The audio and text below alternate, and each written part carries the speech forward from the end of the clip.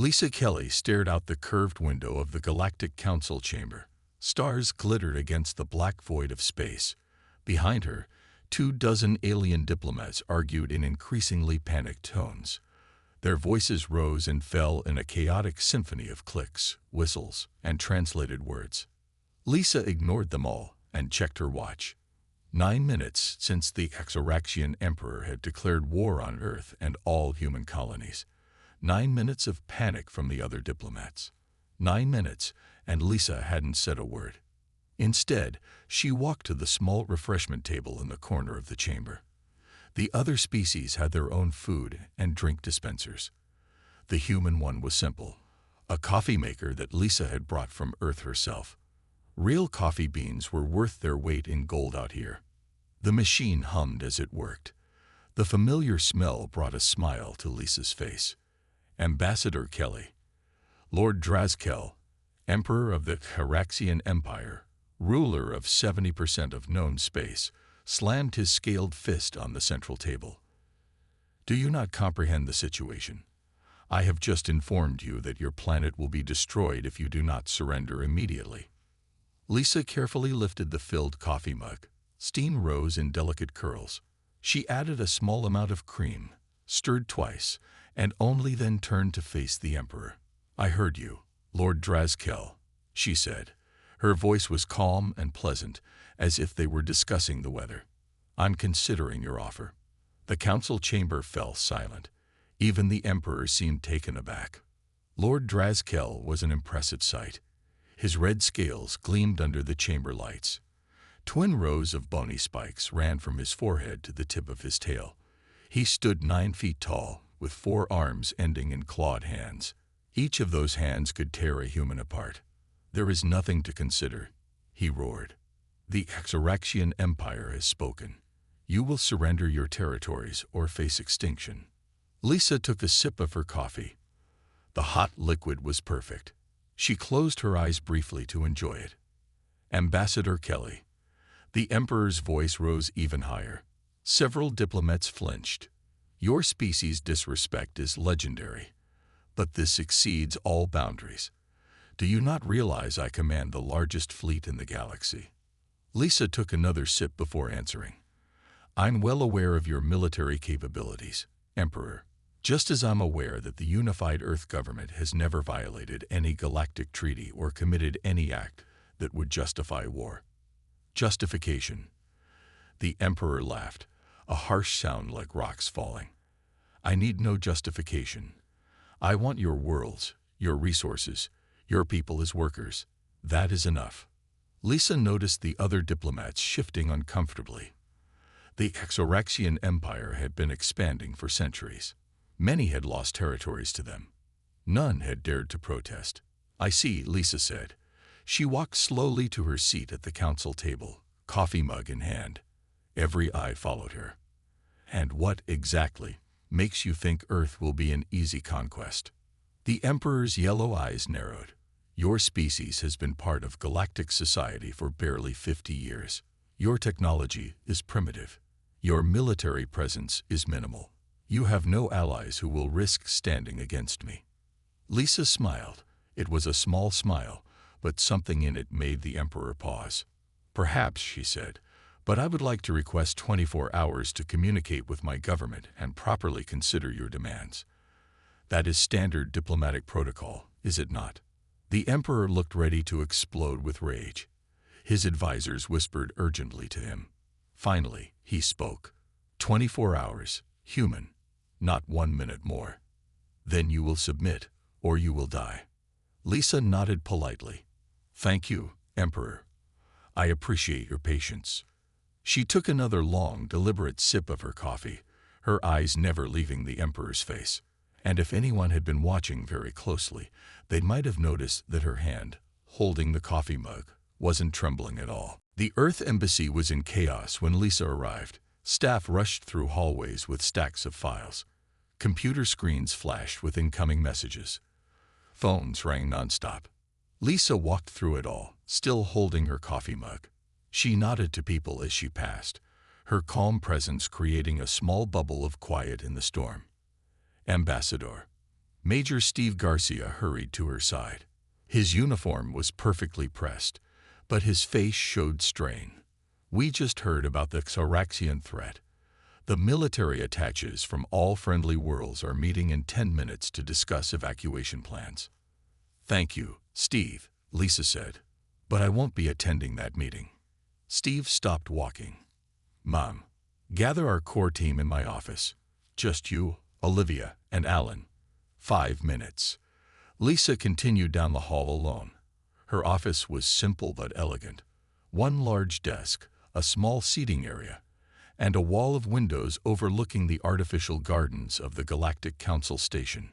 She set her coffee down and pressed her palm against a hidden scanner on her desk. A small compartment opened silently. Inside was a device no bigger than a coin. Lisa picked it up and placed it on her desk. A moment later, a holographic keyboard appeared. Lisa typed quickly, entering a series of codes. Then she sat back and waited. 3 sharp knocks came at her door. "Come in," she called. Steve entered first, followed by Olivia Wright and Dr. Alan Murphy. Olivia was young, barely 30, with short blonde hair and quick eyes that missed nothing. Alan was older, his beard streaked with gray, a cultural liaison who had spent years studying alien societies. "Close the door," Lisa said. Steve did so, then joined the others standing in front of Lisa's desk. "The Xaraxians have given Earth 24 hours to surrender," Lisa said. "I need you all to remain calm and listen carefully. 24 hours isn't enough time to evacuate even a fraction of our colonies," Olivia said, her voice tight with worry. "We're not evacuating," Lisa replied. The 3 stared at her. "Earth has 6 warships total," Steve said slowly, as if explaining to a child. "The Xaraxian Empire has thousands. Their technology is centuries ahead of ours." Lisa smiled. "Is it?" She turned to the small device on her desk. "Send message Pandora. Authorization Kelly Alpha 97 Echo." The device glowed green for a moment, then dimmed. "What was that?" Alan asked. "I just sent a message to Earth," Lisa said. "Protocol Pandora is now active."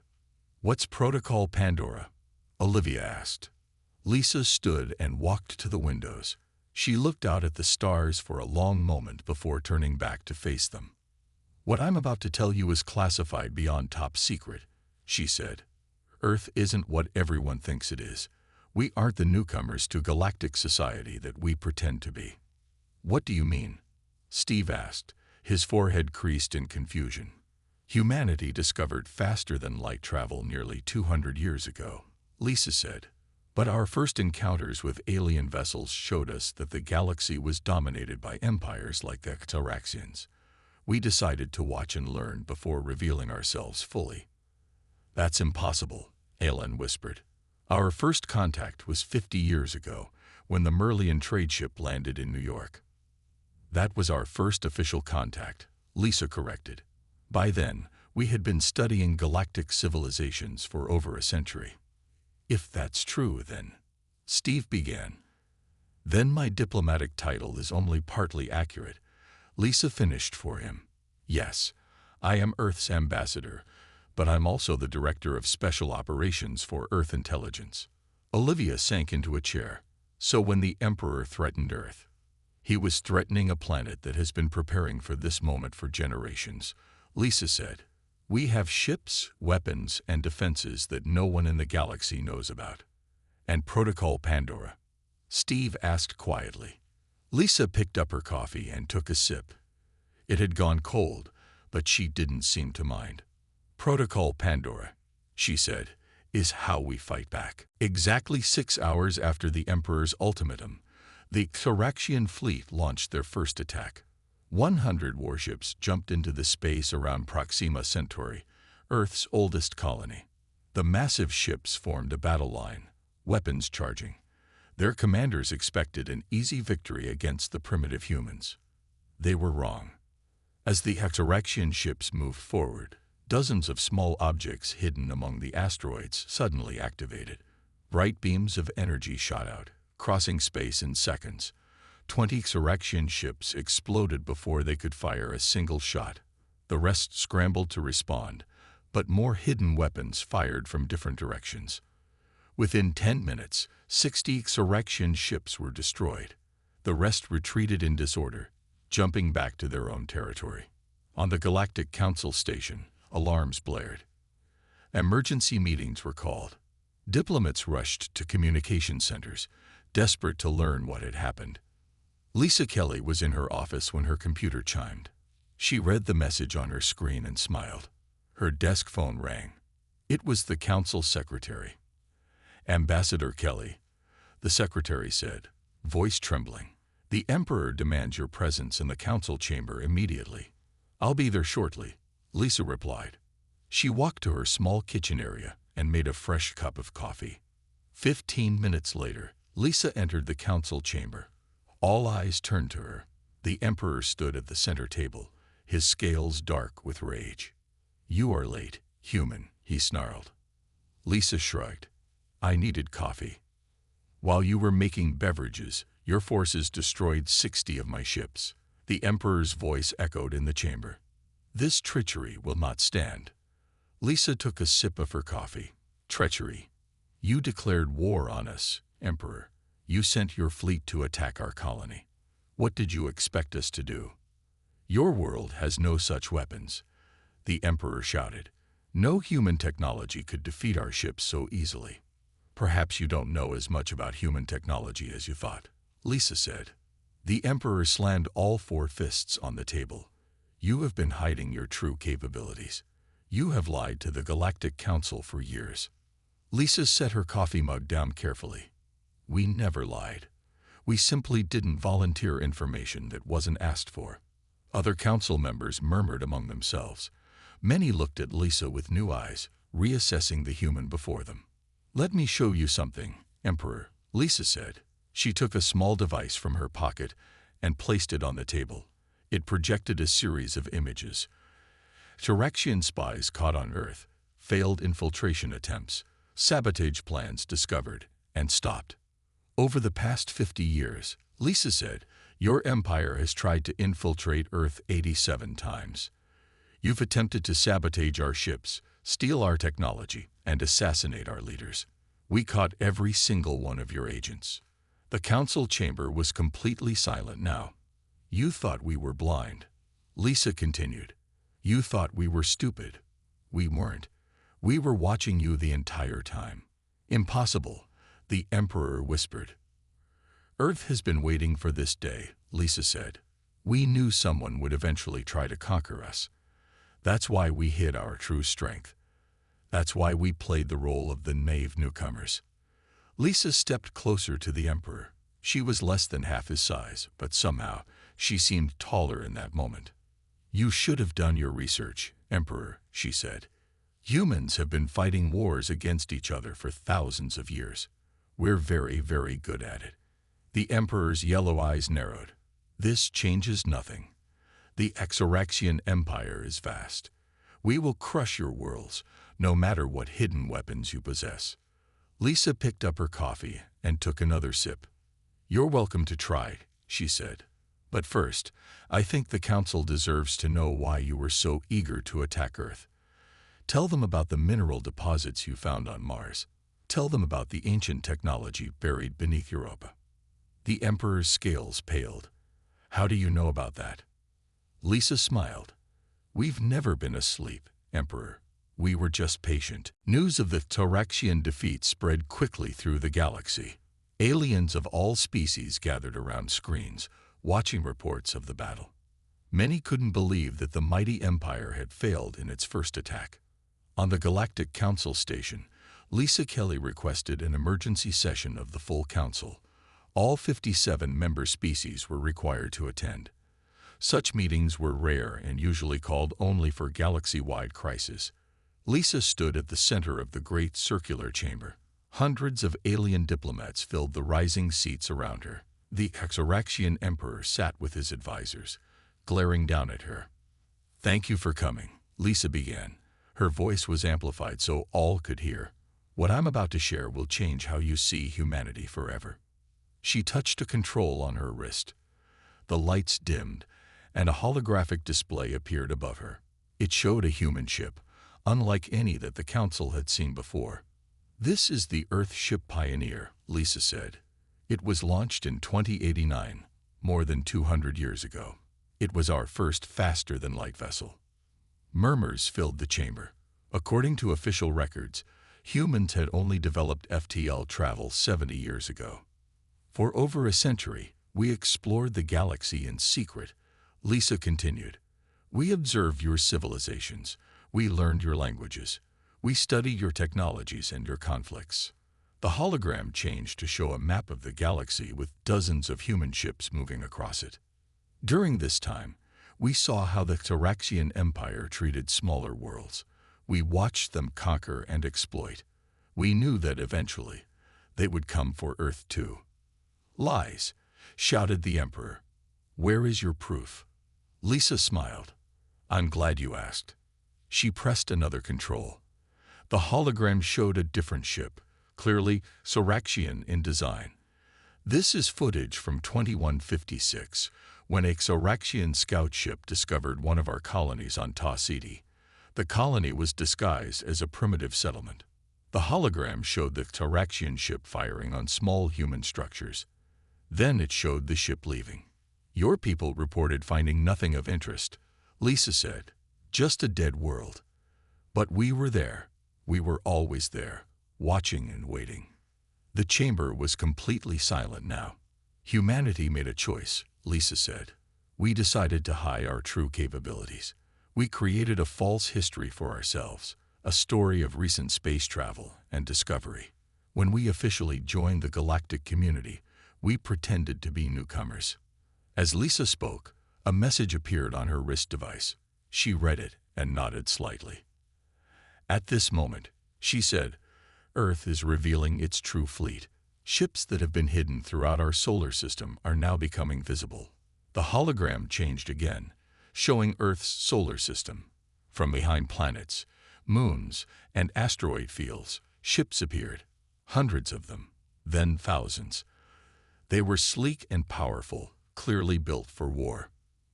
"In command of this fleet is Captain Diane Foster," Lisa said. "She has just led strikes against 3 Soraxian military bases, all successful. The bases are disabled, with minimal loss of life." The Emperor stood, his forearms trembling with rage. "This is an act of war." "No," Lisa said calmly. "This is self-defense. You declared war on us, remember? We're simply responding." She turned to address the entire council. "Earth wants peace. We have always wanted peace, but we will not be conquered." An alien diplomat from the Merlian Federation stood. "Why reveal all this now? Ambassador Kelly, why not continue your deception?" Lisa sighed. "Because deception is tiring. Because we believe the galaxy needs change. The Soraxian Empire has dominated through fear for too long. Smaller worlds need protection. You think Earth can stand against the entire empire?" The Emperor demanded. "We don't have to," Lisa replied. "As we speak, your remote colonies are declaring independence. Your subject worlds are rising up. They've been waiting for someone to show that you aren't invincible." She looked directly at the Emperor. "We just showed them." The day after Lisa's revelation to the Council, 5 alien species requested private meetings with her. All were from smaller worlds that had suffered under Soraxian rule. Lisa met with each one in Earth's embassy. The most important meeting was with Ambassador Kulvek of the Tellarites. The Tellarites were a proud people who had been conquered by the Soraxians 50 years ago. Their green skin and 4 eyes made them look fierce, but they were known as poets and artists before the conquest. "My government wishes to form an alliance with Earth," Kulvek said, sitting across from Lisa. His voice was deep and rumbling. "We have suffered long enough under the Emperor's boot." Lisa nodded. "Earth would welcome such an alliance, Ambassador. But you should know that siding with us carries risks." "We know the risks," Kulvek replied. "My people have been forced to work in Soraxian mines for 2 generations. Many have died.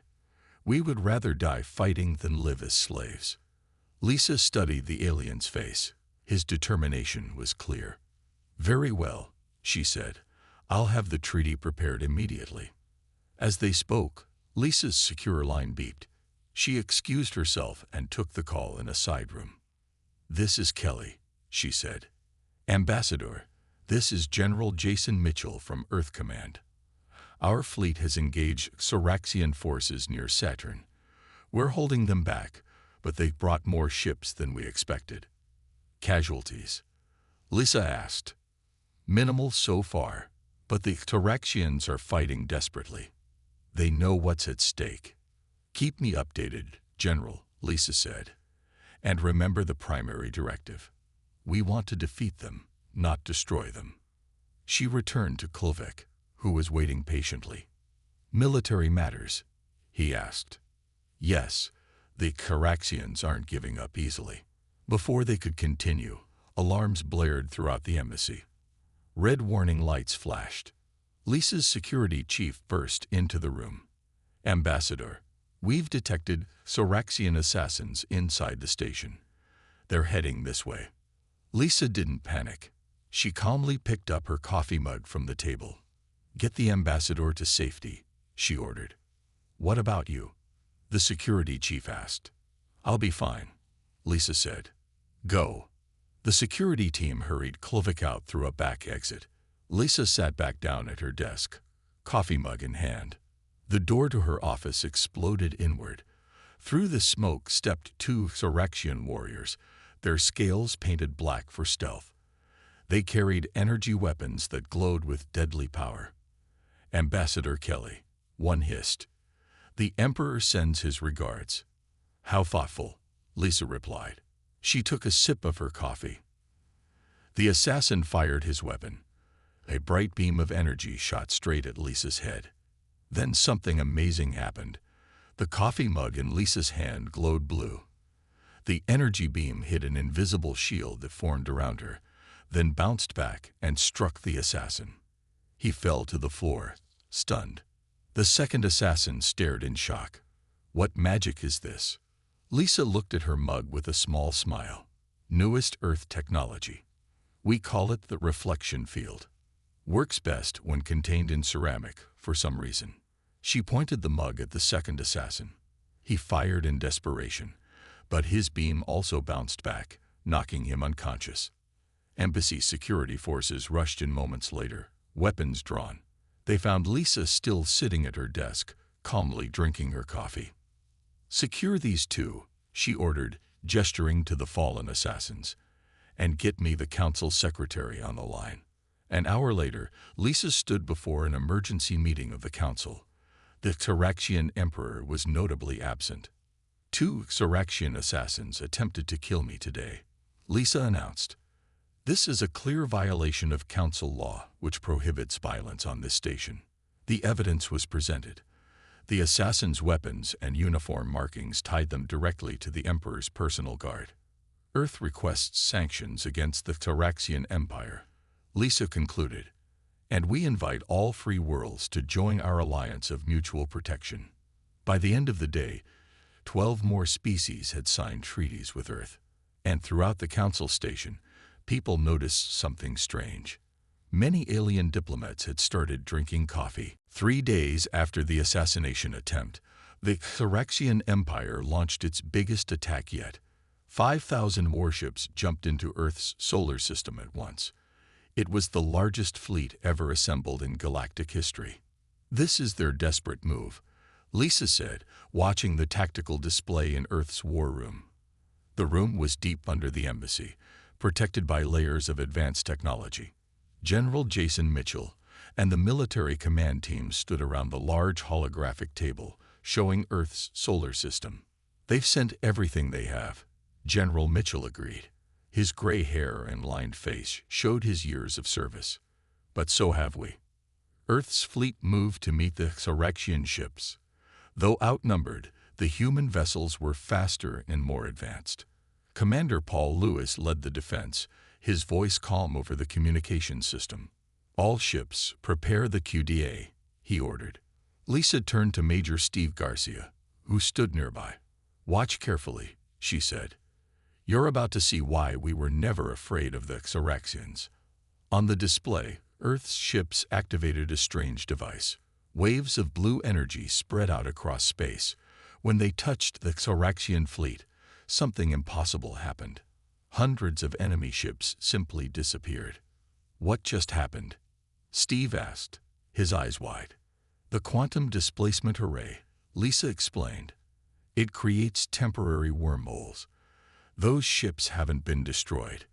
They've been moved to empty space 5 light-years away, where another part of our fleet is waiting for them. The remaining Xeraxian ships pushed forward, firing desperately at Earth's defenses. But the humans had studied Xeraxian battle tactics for decades. They knew exactly how to counter every move. More Xeraxian ships disappeared as the QTA continued working. Others were disabled by precise weapons fire that targeted engines but avoided life support systems. We could destroy them all, General Mitchell said quietly. But that's not our goal. Lisa nodded. We want peace, not extermination. The battle lasted 6 hours. When it ended, the mighty Xeraxian fleet was scattered and broken. Nearly 1,000 ships had surrendered. The rest were either captured by the QTA or had fled back to Xeraxian space. As reports of the Empire's defeat spread across the galaxy, Lisa was summoned once more to the council chamber. This time, it wasn't the Emperor who waited for her, but the Supreme Commander of the Xeraxian military forces. Ambassador Kelly, the commander said, his voice tight with controlled anger. How is this possible? How did your species develop such technology in secret? Lisa made herself a fresh cup of coffee before answering. The council members watched her every move now, trying to determine if her mug would reveal more secrets. You want to know our secret? Lisa asked, stirring her coffee. It's simple, really. Humans have been at war with ourselves for most of our history. Peace between our nations is relatively new for us. She looked around at the alien faces watching her.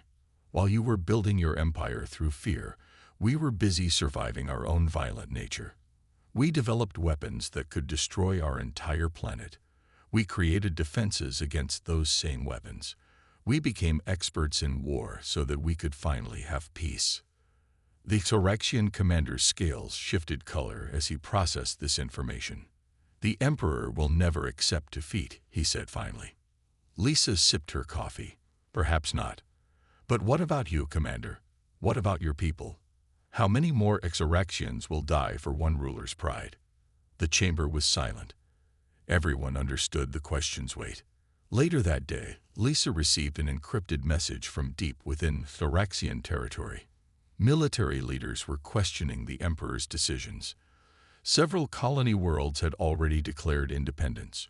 The great Xeraxian Empire was beginning to crumble from within. It's working, Lisa told her team when they gathered that evening. The Emperor's power was built on the belief that he was invincible. Now that we've proven otherwise, his own people are starting to doubt him. What happens next? Olivia asked. Lisa looked out at the stars visible through the embassy windows. Now we wait, she said, and we prepare for peace. 2 weeks after the Great Battle, news flashed across every communication channel in the galaxy.